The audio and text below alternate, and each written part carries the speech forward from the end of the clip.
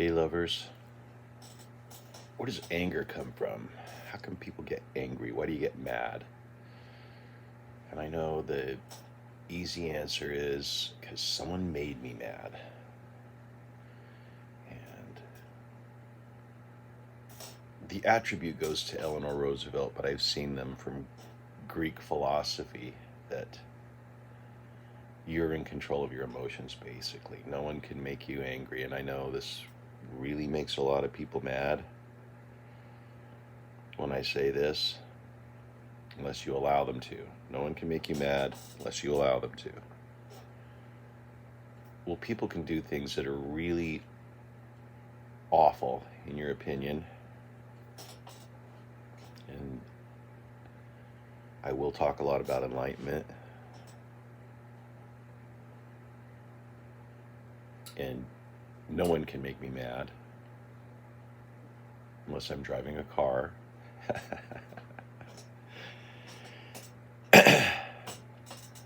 And I'm not mad at you. I'm mad at your driving. Anger comes from brain chemistry. Adrenaline, endorphins, kinds of things going on in there, making you angry. And conditionally, it has a lot to do with your upbringing and your education. When I say education, I don't mean as far as academics. I mean education as far as experience and what you've learned over the course of your life on how to control what you've seen, the images that you've been portrayed to you, rather. So how do you control your anger is, I guess, a better question. And one, you really have to take control of your physiology, because your body's going to go through some changes. Your fists are going to clench. You're going to tighten up. Everything's going to tighten up. And in a fight situation, any fight situation, and anybody who's ever taken martial arts or knows anything about self-defense knows that if you tense up, if somebody tenses up and you're in a fight with me, you're in deep trouble. Because you're going to see the ground real quick. I don't fight. I'm too old. It's gonna end quick, and people are going to be on the ground, and you're going to be suffering, and soft tissue is going to be infected. I don't get angry. I'm not saying this because I'm so tough or whatever. I'm old and I'm frail and I don't like to get hurt. So I've learned how to take care of myself. So I don't have to be angry. Oftentimes, a smile on your face will change that physiology, will change that body chemistry, will cause you to that tightness in your chest will start going away. And that's important, especially when anger is coming on, because it's going to turn violent. And whether it's self-abuse or whether it's against someone else, I mean, you don't punch your girlfriend so you punch a hole in the wall. You don't punch your grandma so you punch a hole in the refrigerator or whatever. It's controlling that. It's controlling that tension. That's what we need to roll with. So, breathing, important. When you feel yourself getting angry, the first thing you should do is take a big gulp of breath. Don't hold it in. And that will also cause, and I don't know if you could see it in me, but almost immediately when I let that breath out, the body relaxes. Deep breath in. Try one with me. Perfect. You can feel yourself calming down. You can feel yourself getting away from that rage and anger. Next thing, communicate. Now, maybe this isn't the best time, and communicate that to them at least. Don't just walk away in rage and storm off. Better than becoming violent. Now, if you're learning this, if you're just, if you're day one, rageaholic, and you lose it. Okay, maybe just walk away. Don't even just say I'm out here, or whatever. Just just go. But if you're not, day one, better communicate your feelings. I'm getting really upset. I'm getting really angry, and I don't want to. And I want to understand what you're talking about, but it's not clear to me. So let me explain to you what I'm unclear about, and explain what you're unclear about, and try to clarify. Have them clarify. Maybe it'll solve everything.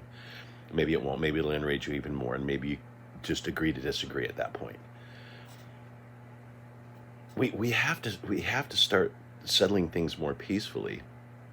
And I mean, we like to blame like the Karens and the Kyles, or the people that just, but think of the frustration that these people have gone through over the years, and maybe they are that person who's never said a thing in their life, and then all of a sudden they just snapped, or maybe they're that person who has always been that way, and love and peace to them as well. They have their place, and it's not in mine. A lot of times people think that I remove them from my life because I don't like them, or I hate them, or I don't love them anymore. That's absolutely not true. If I've removed you from my life, it's because I love you so much. I no longer want to be a burden on you. And it seems that when I'm around you, I'm a burden to you because I say things or do things or behave in a way that you don't agree with or isn't agreeable to you. And namaste to you. I believe that you have the right to choose to live any way you want. I choose not to live in your path. If that sounds cold or unreasonable, I would welcome you at my table anytime. I'm not of the Tupac sentiment that you're not welcome to eat at my table. You would be welcome to eat at my table as well. And I don't hate, so I can't say if I hate you, I don't want to see you go hungry, but I don't want to see you eat at my table. I don't hate you. Do I get angry? And people who know me know I do. There's a lot of things I get angry about. I get angry about politics, but I'm not political. I'm apolitical, really. And I always think I should just stop voting and quit. But that's not it either. And see, that's one of those things that makes me angry. And you see, immediately I got passionate about it. And I hope you notice the change in my chemistry. And the reason that I do that, and I particularly talk about politics, is because I know I get so incensed about it very quickly. And it's a good example to you of how quickly you can incense yourself by pulling yourself into those automatic negative thoughts. And when you're mad, when you're upset, the ants come quickly. Automatic negative thinking. And you need to learn how to control that. And a lot of times it's self-debasing. I am so stupid. That was so stupid. A lot of what you're going to do in life is going to be really stupid. They're learning moments. If they're not, they're wasted. Get angry at yourself. Anger control. Talked about a couple of things. One, get rid of that.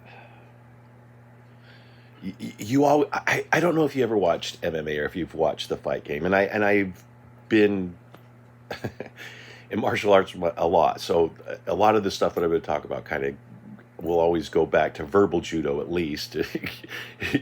A passionate plea to start communicating with one another, and the other is to control yourself, at least. And if you've ever seen fights, you see the fighter who's in control, that smooth guy. I can think of several. Muhammad Ali is the classic example of that smooth, and just that movement and that fluidity. He was calm. He was relaxed. He wasn't nervous in the ring. He didn't think anybody could beat him. So why should I be nervous? You should be nervous being in here with me.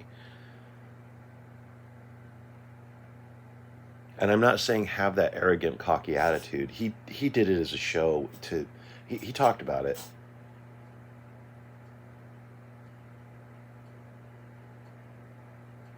Anger doesn't do you any good. It harms your body, raises your blood pressure. That's the other thing that's going to happen immediately when you do that. Your blood pressure is going to stay at least normal. Isn't that what we're going for? Kind of the I want to feel normal. I don't want to feel like I'm going to lose it.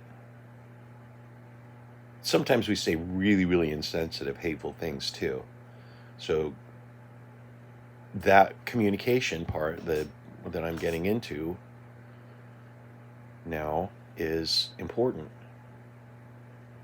Try to I don't want to say amend, but modify at least your rational thinking to where they're at. We're not always on the same page as everyone else, and especially when it comes to things like political issues and things like that.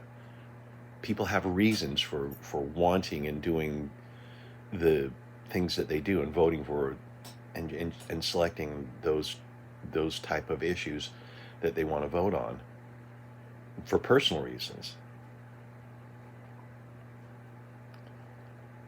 And whenever you start talking globally about anything, people will always freak out and get really nationalistic. And what's funny about the United States getting nationalistic about anything is none of us are from any nation. The earliest ancestors came over on an ice bridge tens of thousands of years ago, way before Columbus. See, and that's another issue that's going to piss people off. And talking about anger, I like to push buttons, especially when I'm talking about anger, because I want you to understand how easy it is to go to that path, to find yourself pushing someone down that path. And especially the people that you know and love and care about the most, you know what their buttons are, and you know how to easily get them down that path. Oh, I see it all the time, and even in young kids, my grandchildren, you can see the older brother manipulate the younger, and two, they to believe me, the younger, the 6-year-olds are no less adept at pushing someone down that path. Communication. Please just start talking, and if you can't talk now, let them know. Look, I'm really, really upset right now, and I don't think we're ever going to agree on this. Maybe we can talk later, or maybe we can maybe let's just go do something else. Let's just not do this anymore. I don't want to talk about this anymore. Let's talk about something else. That's another thing my wife and I have learned to do with one another. Let's just not talk about this anymore. And it's one of those issues too that you can whip it as long as you want to, but it's never going to change the issue. And a lot of it, I call it commiserating. I've listened to conversation after conversation, and I want you to try this. I challenge you. This is your challenge today, and I'm going to end here. Communication is the key. So what I want you to do is I want you to listen today. Today, be the listener. Listen to the commiserations in a lot of the conversations that you're going to hear. And what I want you to do is uplift that conversation. I don't know how you're going to do it. Good luck, love.